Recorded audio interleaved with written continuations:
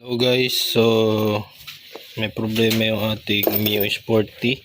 So yung ating battery na Dayway ay bumigay na. So yung size pala ng battery ng ating Mio Sporty 12N 5L BS. So ito sa Shopee ko lang din siya nabili. So matagal na rin to, halos 5 taon na tumagal sa akin.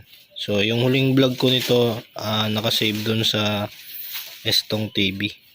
So type nyo lang Dayway battery Estong TV na channel ko na isa. So yun yung unang bili ko nito. Tapos ngayon lang siya nasira, 2026 July.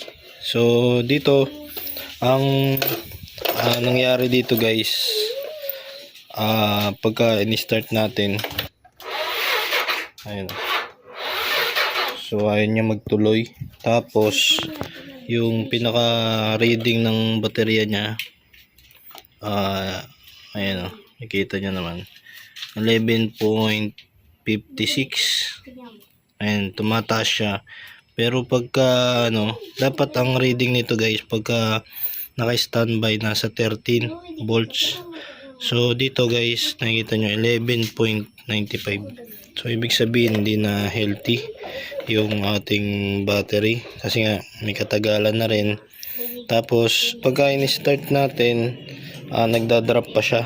So bumababa pa yung voltage niya. So nakikita natin kasi meron tayong digital multimeter. Ngayon binila natin siya ng bagong baterya. So Dayway din yung binili natin. So papakita ko sa inyo. Ito na mga paps yung nabili natin na Dayway. Ayan, Dayway yung tatak niya guys. So 5L 12N 5L BS din yung in-order natin, kapares nitong luma. So ayan siya guys. So ito na mga paps yung battery natin na ikakabit. So kung gusto niyo umorder ng ganitong battery, lalagay ko na lang sa video yung link. So and yung tatak niya Dayway.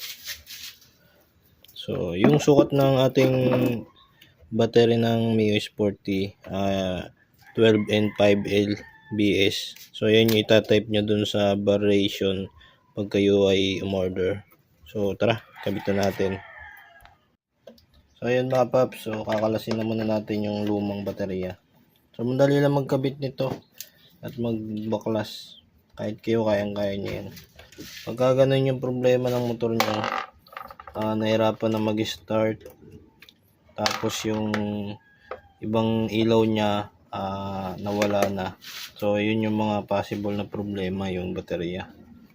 Lalo na kung yung baterya nyo sobrang tagal na.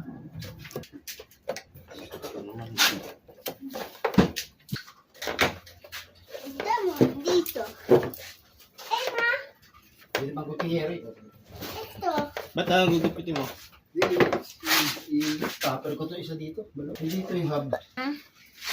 Ito. Dito sa tasa. Yun mga paps, so natanggal na natin yung lumang battery. So ito yung ipapalit natin, yung bago. So bubuksan na natin guys. So kaya Dayway yung pinili natin kasi nung nakarang order ko, ito rin yung binili ko. So matibay kasi ito guys. Ayan. So kakabit na natin. So saktong-sakto yan dito guys. Ayan. Tasa. Kasi yan. Ayun mga paps, kakabitan natin yung mga tornilyo. Ayan, may bago siyang tornilyo pagka umorder kayo. Yung bawo to. Madumi. Dumi na yan eh. Ito po. Ito pa. Ito pa. Dito mga paps, check natin yung bagong battery para malaman natin kung ilan voltage siya. Kasi yung nakarang battery, mababa yung voltage niya. So nagda-drop siya pagka ini-start na sa push button. So dito guys, tetest muna natin tong battery na bago kung ilang voltage siya. So ayan guys, nakita niya 12.56 67, 68. Yun yung kanyang standby na voltage. So i-start natin, tignan natin kung magdadrop yung battery. Ito na Paps, start na natin.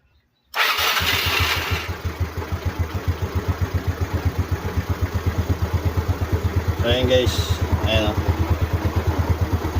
So umakit siya ng 13. Ibig sabihin goods yung regulator natin kasi nagcha-charge siya.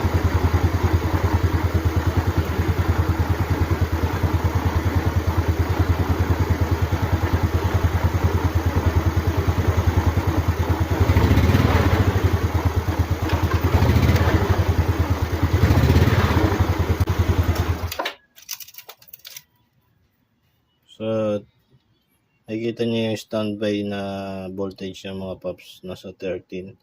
So yan talaga yung pinaka normal na voltage dapat ng battery natin. So dito kasi sa lumang battery, nagdadrop na siya ng 10 pababa. So hindi niya kayang mag-start ng dito sa push button ng ating motor. So ayun mga Paps, nakikita niyo naman 13.14 yung reading natin. So dito goods na yung starting ng motor natin dahil nga pinalitan na natin siya ng bagong battery. So pagka ganito yung problema ng motor nyo, hirap mag-start, tapos yung battery nyo sobrang tagal na rin. So isa ito sa mga problema ng Mio Sporty, itong battery niya. So ito yung battery na luma natin mga Paps. So 5 years din tinagal nito. So need na talagang palitan. So kung gusto nyo order ng bagong Dayway na battery, nalagay ko dito sa video description yung product. So maganda, nakuha ko lang ito ng mura mga Paps. Dahil nga dito ko sa YouTube in order, nakuha ko lang ito ng 350 COD. So kung sa iba kayong bibili, pricey. So dito kasi sa YouTube, meron siyang voucher. So malaki yung mamimenos nyo pag dito kayo nag-order. So meron kasing voucher. I-click nyo lang yung product doon sa video description, tapos i-add to cart nyo. Pagka na-add to cart nyo na doon sa inyong Shopee, meron voucher doon. So meron siyang minus. So malaki yung matitipid nyo mga Paps. Free shipping pa yan. So yun mga Paps, okay na yung ating motor. Battery lang pala yung problema, kaya hirap siya mag-start.